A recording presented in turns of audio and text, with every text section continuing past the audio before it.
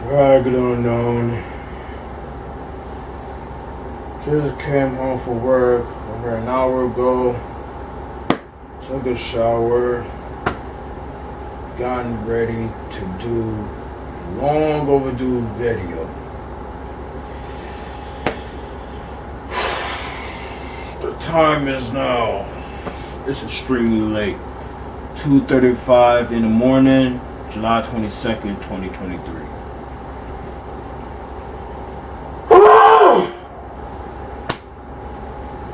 That place will be the death of me.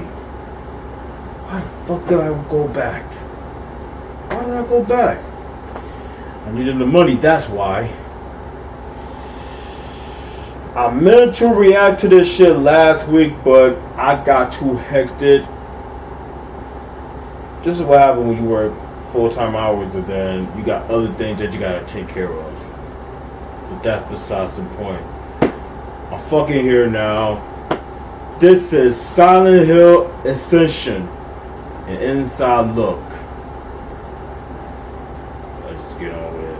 Yeah, so.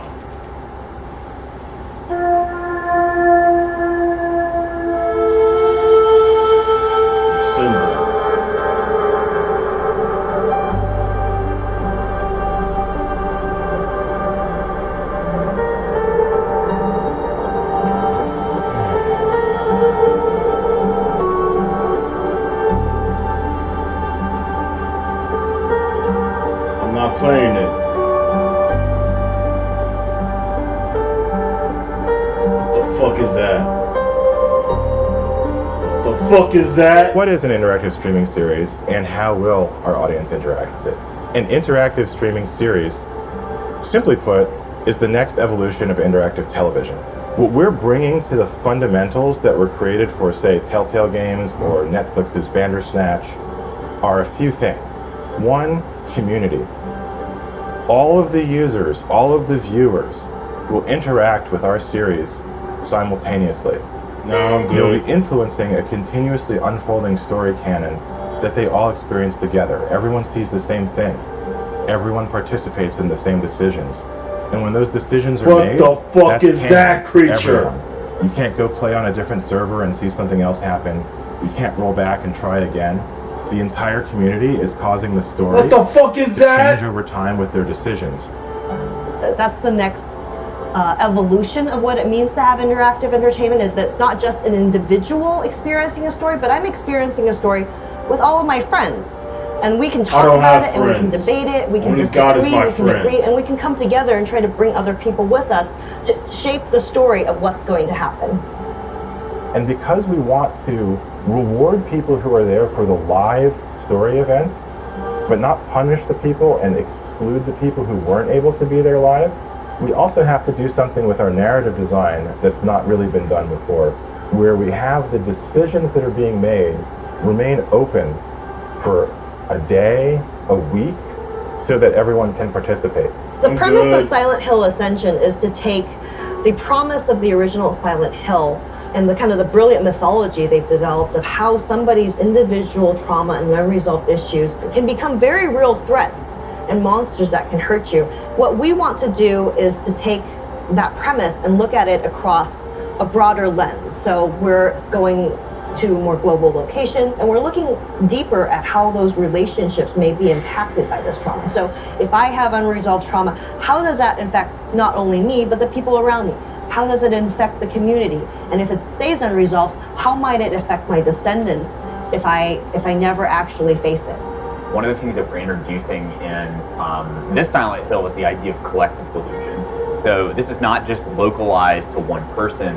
An entire town is experiencing this shared delusion, which means that things could be real, things could be a figment of their imagination, they really don't know, and we're kind of playing with that idea within the narrative. I think what's really critical here is looking at the psychological trauma and the psychological history of the characters, because so much of what was built in the original Silent Hill was about how these people's anxieties and unresolved issues became expressed and manifest in the world as very real threats. And so part of what we want to do is to give that same suspense and bring that into the storytelling for Silent Hill Ascension. So the most important thing for me was to make these characters relatable to the audience. So the audience cares about them and wants to see them redeemed. When we're doing character development, these are really flawed, broken people. These are people who've been through trauma. These are people who've traumatized others, and they're working through that. Audience members actually get a chance to help arc these characters. They have a chance to help redeem these characters or push them deeper into their trauma. And there's something really powerful about that. But in order to do that, we have to make the audience be able to understand why they did the things that they did. Silent Hill is a beautiful but disturbing meditation on our human experience of trauma, guilt, and fear, and how difficult it is to work our way through that. How we can easily get lost in it, lost in the fog of our own trauma, not being able to move past fog it, and the to be signature haunted by atmosphere. what has happened to us and what we've done. In terms of the visual design for this project, Bad Robot has an absolutely incredible art direction team, and I think they really understand the heartbeat of the franchise and what fans expect in the design for creatures. The creature designs are heavily inspired by the core traumas, and we have chosen to emphasize the trauma between all of our characters as a collective whole. Violence, domination, and obsession. The creatures in Silent Hill are often projections from the minds of the major characters. The nature and the appearance of these creatures are also linked to their surroundings, which at times can create an incredibly horrifying visual contrast. The whole idea of Silent Hill Ascension was perfect for me.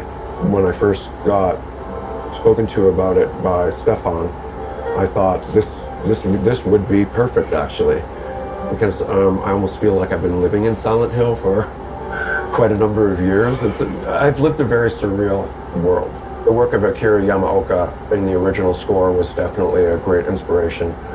Fantastic mood-setting world. What Gotta world give am I credit in? when credit is due. And just sort of like setting the guidelines for the inescapable sadness and the Definitely made some inescapable fucked up beauty, sounds but also music. Beautiful music, horror. scary music, fucked up music. Overall, when it comes to Silent Hill, the whole series is fucked. One of the things that I think fans are going to really appreciate about this project is we're really trying to be good stewards with this franchise. We really want to honor the things that fans fell in love with in the first place. They were telling amazing, really bold stories with limited hardware at a time when no one else was doing that. And we want to carry that same spirit of boldness with this project. At its heart, Silent Hill Ascension is a mystery. I think that's one of the things that we really wanted to preserve in terms of the Silent Hill franchise, is that when you meet a character, you don't know why they're there necessarily. They're lost in the fog. They're being stalked by creatures. Why? What brought them there? What did they do? What happened to them? What did they experience? And it's that mystery of those characters that we carry throughout the entire season and watch that mystery unravel, discover who these characters really are. And it's not always what you think.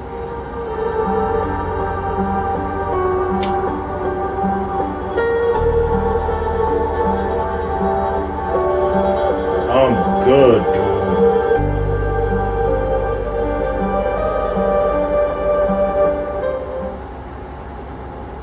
I'm good. I am fucking good.